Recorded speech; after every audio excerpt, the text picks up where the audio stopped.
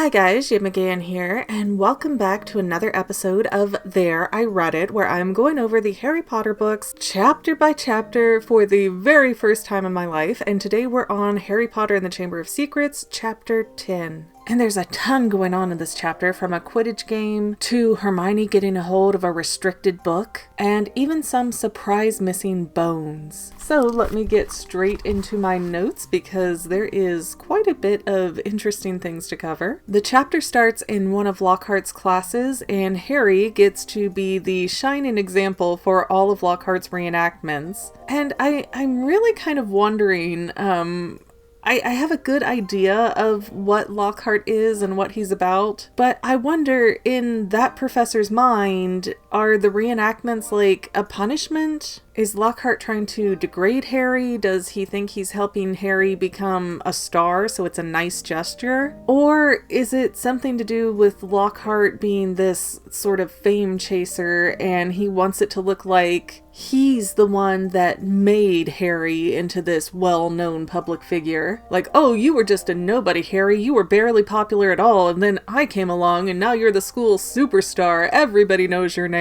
I kind of lean towards the last one being correct, but I still don't know exactly how to pin down Lockhart and his motives. Gosh, I really hope he's not the surprise villain of this book, because I kind of like him. And when the students are leaving Lockhart's class, he says that their homework is to compose a poem about his defeat of the Wagga Wagga werewolf. And of course, the student who writes the very best poem is going to get a signed copy of one of Lockhart's books. He's just fantastic. I so admire his level of ego. Even somebody who is constantly on camera and recording, I kind of hate myself, so I don't know. I wonder if under Lockhart's top visual layer, if he's sort of self-loathing too, and all of this grandeur and all these great things that he wrote in his books and all of this attention seeking that he does is because he doesn't really like himself and he doesn't know how to cope with it. But anyways, Hermione, who needs this restricted book, actually gets Lockhart to sign for said book so that she can check it out of the library. And so Hermione is all set to make polyjuice potion because Lockhart didn't even look at what the title of the restricted book was that she wanted. So he was a very, very good patsy. And poor Hermione is just like shaking as she's trying to give him the note and put one over on him because she's so sweet and pure and honest. And then before the kids can get out of Lockhart's class,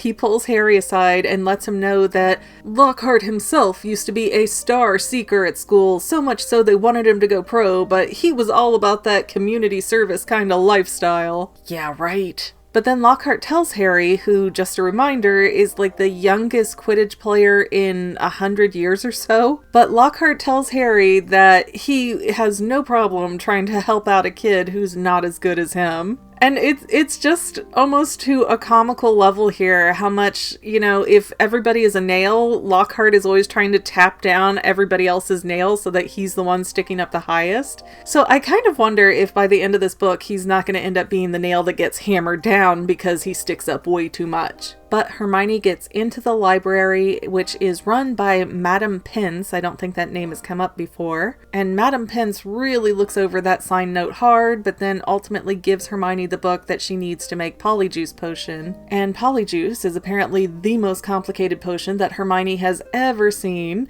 It requires lacewing flies, leeches, fluxweed, knotgrass, powdered bicorn horn, which I don't even know what a bicorn is, and the shredded up skin of a boom slang. Oh, plus something personal from the person that they want to turn into. So Ron keeps saying, I'm not going to drink so-and-so's toenail clippings, but I assume you could use a hair or skin flakes, not that any of that is not completely gross still. But as Rumpelstiltskin would tell us, magic always comes at a price, dearie. Ultimately, though, Hermione's not sure if they can get the ingredients, but if they can, it's going to take at least a month to make said potion. But then, cue the trumpets, it's time for another Quidditch match with Gryffindor versus Slytherin. And for some strange reason, the bludger ball is just fixated on Harry. They make it very clear in the book that the Bludger is not supposed to act like that it's supposed to go after any random students because its goal is to knock off as many as it can. And hopefully in the context, knock off means knock off of their broomsticks and not kill, but I don't know, this thing's pretty violent. And George and Fred Weasley are trying their hardest, but this Bludger just will not quit, won't stop coming after Harry. They finally call a timeout, and Harry says, no, don't say anything to Madam Hooch, because then she'll make us forfeit the game while they investigate the Bludger. Just keep Fred and George off of me, and I'm gonna make it work. I'll keep dodging the Bludger, I'll make it happen, and we'll win this game, it'll be great. And George and Fred, who are very, ooh-rah Quidditch stuff, they're actually angry that the team captain Wood goes along with this. So as crazy and irresponsible as George and Fred usually seem,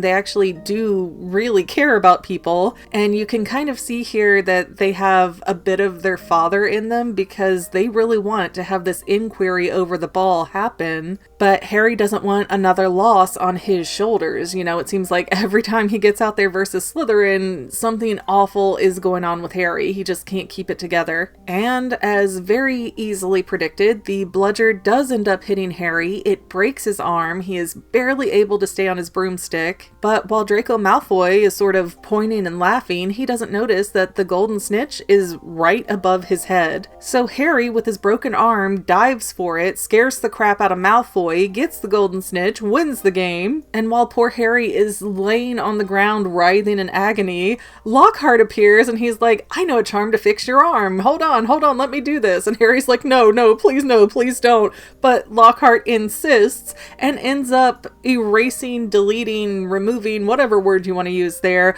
33 bones out of Harry's arm. Oh my goodness, my bone-itis is flaring up here. I could just die reading that. That's so gross, I could puke. And when Harry gets to Madame Pomfrey, the nurse, she is furious. She said a broken bone she could have healed in a second, but regrowing bones is a really nasty, painful business, and Harry has to take this really nasty, burny formula called Skelligrow. But he manages to fall asleep until, at some point in the night, he wakes up to Dobby sponging his forehead, and Dobby is just so woeful, he's so broken that Harry's hurt, and he's just like, oh, why couldn't you listen to me and just not come to Hogwarts? And so Dobby does end up confirming, kind of accidentally, that he did close platform 9 3/4 on Harry, and he also, hexed or whatever the Bludger. That didn't say exactly what he did to make the Bludger act up, but Dobby was responsible for that. And Dobby also gives us a little more house elf backstory. He says he wears a pillowcase as a sign of his enslavement, and that house elves can only be freed if their master presents them with clothes, so a master or anybody over him would be afraid to even hand Dobby a sock, because then Dobby could go, thanks for the clothes, peace out. And obviously that's not what you want out of a slave. And also, Dobby doesn't really clarify this very directly, but he explains that to the enslaved community who lived through Voldemort being in power, they all just thought that dark times would be over their heads forever, and then Harry Potter defeated Voldemort, and that made Harry like a beacon to all of the enslaved that the dark days can end. So even though it's not directly clarified either way, it seems that Dobby is acting of his own accord and not due to any kind of Malfoy orders. Again, though, I think this is an issue that could still flip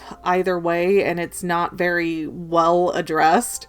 For all the exposition that Dobby throws at us, he doesn't quite answer enough of the question that I would like to hear. But I guess Rowling would probably chalk most of this up to, hey, house elves are just really powerful, deal with it. It just kind of reminds me of the first episode of Legend of Korra. I'm the Avatar and you gotta deal with it. Rowling's over there like, I'm the author and you gotta deal with it. Dobby also confirms, though, that the Chamber of Secrets is real. And then Harry describes like a loud snapping or popping noise, and Dobby just vanishes before anybody else can come in the room. So I guess he can teleport? But the people coming into that room of the hospital wing are McGonagall and Dumbledore because they have a petrified student. And the student was found in the stairway with grapes holding up his camera, and he's just like frozen like that. And it turns out to be that sweet little first year Colin Creevey. And when they try to open up his camera to see if he got a picture of what attacked him, all they could smell was this like melting plastic. The inside of the camera was ruined. So we have a proper mystery going on. I have to say, I feel like maybe it's because I've seen the first movie so many times that the book didn't strike me as much. Or maybe it's because the second book adds a lot more detail than the movie was able to. But I really do feel like this book is much better written on the mystery end of things. I mean, the first book we're just like, oh yeah, I bet Snape is the one who's doing all these bad things. I mean, they kind of Scooby-Dooed it with the way it was presented. And for anyone who is somehow not familiar with Scooby-Doo, their whole episode format is that we spend 90% of the episode thinking, yeah, it's that dude right there. He's the one up to this. He's the one doing the bad thing. And then at the last second, they demask the monster and it's like, oh, it's the old caretaker that we barely showed in the episode who did this because he was losing his job or, you know, whatever silly thing. And I mean, that's really how the first book read for me. It was all just too obvious and a little bit too juvenile, even though granted, yet again, this is supposed to be a children's book. But this one, even though I've seen the movie, it hasn't been since the movie was new, so I've forgotten a ton of things, and I don't know, it's just like, even though I still remember enough to know where this is going, I can't figure out what's happening based on the current clues that are presented, and I think that's a much better format for this story.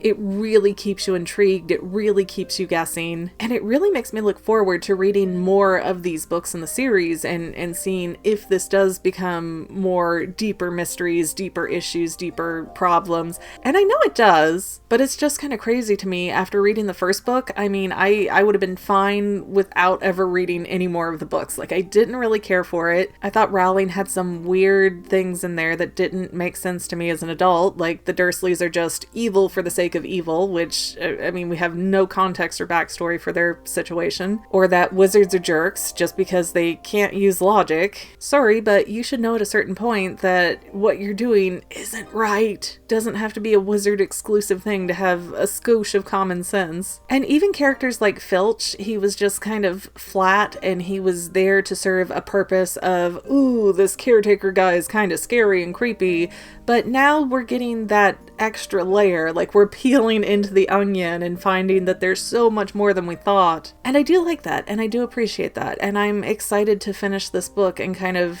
get through 3. I've had a lot of people tell me that the 4th book is actually the longest, most trudgy, difficult book to read, but I hated the 3rd movie so much. So I'm hoping that the book will pique my interest better and keep my spirits up and explain things that I thought were really dumb in the movie. But I don't want to get too far ahead of myself because of course I've still got to get through that book before people start dropping me little hints and spoilers of things. Anyways, thank you guys for listening to me ramble on about yet another chapter. Make sure you subscribe and tune in next week as I cover the next chapter, chapter 11. And we will see you next time, my dear, dear, dear family members. Well, family members, we're almost done, but I want to invite you to hang out with me in some other places. I'm on Twitter and Instagram as my own personal self, and I have a Facebook page too, but I mostly just post photos over there. And sometimes people say, hey McGann, I want to mail you something. How do I do that? Easy. Just click the About tab on my channel page, and my most current P.O. Box info will be right there. I also run another channel, The Family. It's really a hodgepodge channel where we might post anything. Oh yeah, and I also sell shirts and stickers and stuff with the Family and the Fangirl logos. If that is your cup of tea, I have a link in every description of every video. Finally, if you want to help out the Fangirl channel and make sure I'm putting out video essays for years to come, the best way you can help is by subscribing and watching more of my videos, whether they're new, old, whatever. Maybe even share 1 or 2 on social media, help spread the word. People who watch to the end of videos, like you, helps to tell the site, hey, this this is a good video. We should recommend it to other people. So if you made it this far, leave me a comment of something like, hey, I made it to the end. Love ya. See you next time, family members. Bye.